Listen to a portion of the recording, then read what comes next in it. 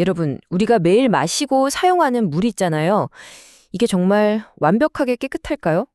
오늘 얘기는요, 바로 그 최첨단 정화 시스템 속에서도 아주 끈질기게 살아남는 놀라운 생존자들, 박테리아의 비밀에 대한 이야기입니다. 맞아요. 우리는 오염된 물을 깨끗하게 만드는 아주 정교한 시스템을 믿고 있죠.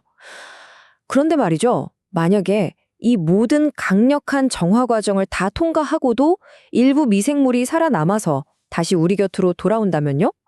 이게 그냥 상상이 아니라 오늘 우리가 마주하게 될 현실입니다. 아니, 근데 이 모든 미스터리가 어디서 시작됐는지 아세요? 정말 의외로 기본적인 거, 바로 숫자 세기에서 시작됐습니다. 생각해보세요. 범인을 잡으려면 용의자가 몇 명인지부터 정확히 알아야 하잖아요. 물속 박테리아 문제도 똑같았어요. 제대로 세는 것, 거기서부터 모든 게 시작됐던 거죠.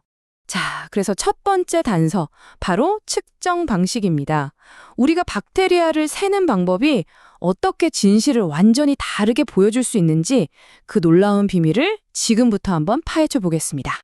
기존 방식에는 아주 큰 맹점이 있었어요. 비유를 들어볼게요. 자, 여기 거대한 경기장이 있는데 빨간 모자를 쓴 사람이 전체의 1%라고 쳐요. 이것만 듣고 위험한지 아닌지 알 수 있을까요? 전혀 알 수 없죠. 전체 관중이 100명이라면 고작 1명이지만 만약 10만 명이라면 무려 1000명이란 말이죠. 완전히 다른 얘기잖아요. 바로 이 전체 숫자를 놓치는 것, 이게 기존 방식의 치명적인 약점이었습니다. 그래서 과학자들이 새로운 해결책을 들고 나왔습니다. 이름하여 정량적 미생물 군집 분석, 줄여서 QMP라고 부릅니다. 이게 뭐냐면요, 박테리아 DNA를 분석해서 누구인지 알아내는 건 기본이고요. 동시에 특수 기술로 전체 몇 마리가 있는지도 같이 세는 거예요. 그러니까 이제는 빨간 모자가 1%네 이게 아니라 빨간 모자를 쓴 사람이 정확히 1000명이 있구나 이렇게 딱 꼬집어서 말할 수 있게 된 거죠. 엄청난 차이죠? 자, 그럼 이 강력한 새 장비를 들고 실제 현장으로 한번 가볼까요? 연구팀이 아주 흥미로운 곳을 골랐어요. 성격이 완전히 다른 두 개의 폐수 처리장에서 미생물들이 벌이는 끈질긴 생존 게임을 추적하기 시작했습니다. 첫 번째 현장은 바로 가축 분뇨 처리장입니다. 이름만 들어도 딱 감이 오시죠? 여긴 발효나 메탄가스를 만드는 좀 특별한 미생물들이 득실거리는 곳이에요. 예를 들면 칸디다투스 클로아카모나스 같은 그런 전문가들이 사는 동네라고 할 수 있죠. 그리고 두 번째 현장은 우리한테 훨씬 익숙한 곳이에요. 바로 도시 하수 처리장. 여기 주인공들은 누굴까요? 바로 우리 몸, 특히 우리 장에서 나온 박테리아들입니다. 락토코커스 같은 들어본 이름도 있을 거고요. 그러니까 보세요. 한쪽은 동물의 세계, 다른 한쪽은 인간의 세계에서 온 미생물들이 모인 거예요. 출발선부터가 완전히 다른 두 세상인 거죠. 자, 이렇게 배경이 완전히 다른 두 미생물 군단이 최첨단 정화 시스템이라는 거대한 시험대에 올랐습니다. 과연 결과는 어땠을까요? 얼마나 많은 녀석들이 살아남았을지 지금부터 그 결과를 한번 보시죠.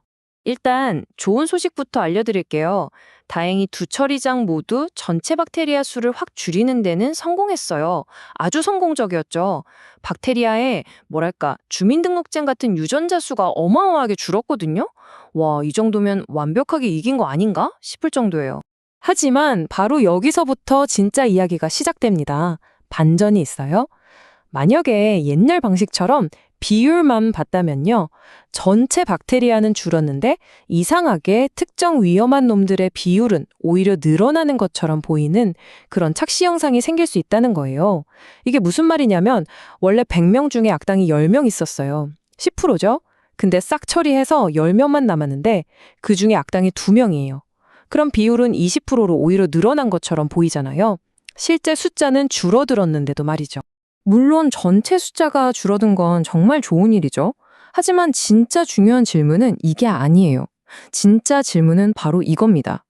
그래서 그 험난한 과정을 뚫고 살아남은 최후의 생존자는 대체 누구인가? 그리고 그놈들이 우리한테 위협이 되지는 않는가? 바로 이겁니다. 자, 드디어 이 이야기의 하이라이트입니다. 우리가 이 정도면 깨끗하지? 라고 믿었던 그 물속에 숨어있던 위험한 생존자들, 그 정체가 드디어 밝혀집니다. 결과가 정말 놀라웠어요. 아시네포박터, 모락셀라, 그리고 마이코박테리움. 이 세 종류의 우리가 잠재적 병원균이라고 부를 수 있는 녀석들이 그 모든 처리 과정을 다 거친 최종 막류수에서 계속해서 발견된 겁니다. 물론 양이 아주 많지는 않았어요. 하지만 그들이 거기에 존재한다는 사실 자체가 우리에게 보내는 강력한 경고 메시지였죠. 여기서 잠재적 병원균이라는 말에 너무 겁먹으실 필요는 없어요. 이 물을 마신다고 당장 병에 걸린다, 이런 얘기는 절대 아니거든요. 하지만 예를 들어 면역력이 약한 분들께는 위험 신호가 될 수도 있다는 뜻이고, 더 중요한 건 우리가 더 안전한 물을 만들기 위해 뭘 고쳐야 하는지 알려주는 아주 중요한 단서라는 거죠. 근데 진짜 궁금한 건 이거예요. 아니, 대체 얘네들은 어떻게 그 강력한 화학약품에 자외선 살균까지 거의 지옥 같은 과정을 버텨낸 걸까요? 도대체 생존 비결이 뭘까요? 연구팀이 밝혀낸 생존 전략이 두 가지가 있습니다. 정말 기가 막혀요. 첫째는 그냥 태어날 때부터 소독물질에 엄청 강한 일종의 타고난 전사 같은 놈들이 있었다는 거고요. 둘째는 다른 녀석들은 자기들끼리 똘똘 뭉쳐서 생물막이라는 끈적끈적한 보호막을 만들더라는 겁니다. 이게 마치 외부 공격을 막아주는 엄청난 요새 같은 역할을 한 거죠. 자, 이 발견은 우리에게 아주 근본적인 질문을 던집니다. 과연 깨끗한 물이란 뭘까? 눈에 안 보인다고 해서 무조건 안전한 건 아니라는 걸 이제 알았잖아요. 그럼 우리는 이제 뭘 해야 할까요? 어떻게 해야 할지 그 해답을 한번 찾아보죠. 다행히도 이 연구는 그냥 문제다 하고 끝나지 않아요. 더 안전한 미래로 가기 위한 세 가지 길을 명확하게 보여줍니다. 첫째, QMP라는 훨씬 선명한 렌즈로 현실을 똑바로 봐야 한다는 것. 둘째, 그냥 물에 소독약만 풀 게 아니라 그 요새처럼 숨어있는 생존자들과 그 보호막까지 직접 공격하는 더 똑똑한 전력이 필요하다는 것. 그리고 마지막으로 이런 잠재적인 위험들을 계속해서 감시하고 추적하는 촘촘한 안전망이 필요하다는 겁니다. 결론적으로 이 연구는요, 우리가 잘 몰랐던 어두운 곳에 환한 스포트라이트를 비춰준 셈입니다. 이제 우리는 뭐가 문제인지 그리고 어디로 가야 할지 알게 됐어요. 이제 남은 건 우리의 선택입니다. 여러분은 이 새로운 시야를 가지고 더 안전한 미래를 만들어 나갈 준비가 되셨나요?